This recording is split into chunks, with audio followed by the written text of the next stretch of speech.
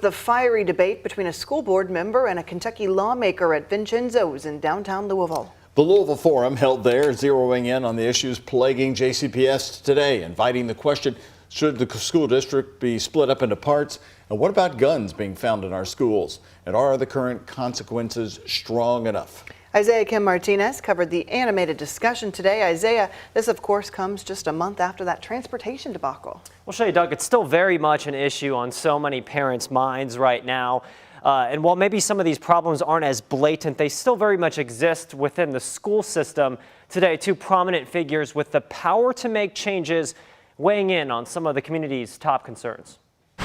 The issue of guns found in Jefferson County public schools met with lively responses. It's coming that we're going to have an incident that's bigger than what we've already had. I agree if we don't take it seriously, which we are not. State Representative Jason Nemes and JCPS board member Corey Scholl with sharply contrasting views. But why are students bringing weapons? Because they know there's no consequence. No, they're bringing weapons because they don't feel safe in community. But much of the passionate discussion at the Louisville Forum Wednesday circled around that first day transportation mess and whether dividing JCPS into smaller districts would help. If you divide the district, you're going to need 4 or 5 superintendents, 4 or 5 athletic directors, 4 or 5. So you're going to multiply your administrative load.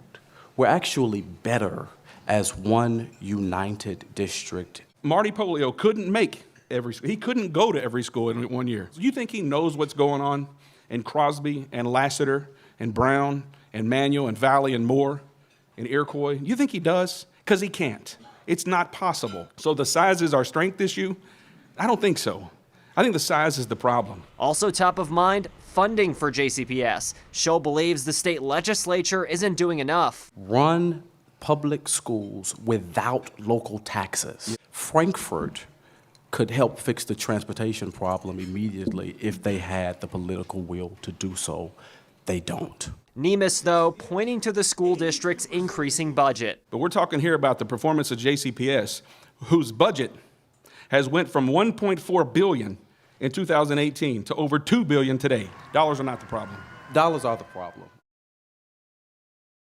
And an interesting question brought up by a member of the audience here today. One asking whether JCPS should continue providing transportation for all kids. Scholl saying those conversations are happening and will continue to happen through the fall. Shay. All right, Isaiah, thank you very much. Well, this all comes as Nemes and other Republican state lawmakers have asked Kentucky's auditor to look into JCPS. No timeline yet on whether that request will be granted.